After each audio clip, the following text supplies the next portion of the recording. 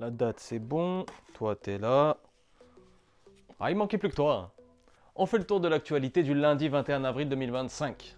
On commence avec l'info du jour et c'est une mauvaise nouvelle pour tous les catholiques. Le pape François est mort à l'âge de 88 ans après 12 ou 13 ans de règne. Je ne sais pas si on dit règne, si on dit pontificat ou si on dit règne.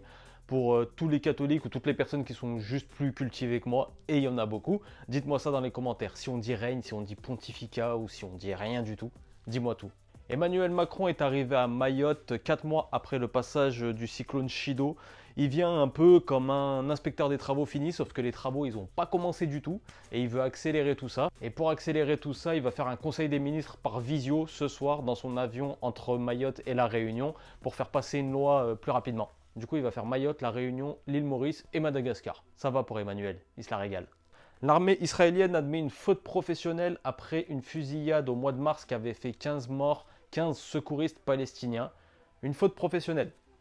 Alors qu'on a tous vu la vidéo de comment ça s'est passé. C'est pas une faute professionnelle ça. On appelle ça un meurtre. En Tunisie, un procès d'envergure a eu lieu ce week-end pour complot contre l'État. Il y avait pas mal de monde qui était accusé et dans ce pas mal de monde, on a trouvé Bernard-Henri Lévy, le philosophe français, qui a été condamné à 33 ans de prison. Bon, je te rassure, ou pas, Bernard-Henri Lévy était en France, hein, donc au final il est même pas incarcéré, on l'a vu dimanche sur BFM. À Palavas-les-Flots, à côté de Montpellier, un ado de 13 ans a disparu en mer et un corps sans vie a été retrouvé. Donc dès qu'on en sait plus, je te tiens informé.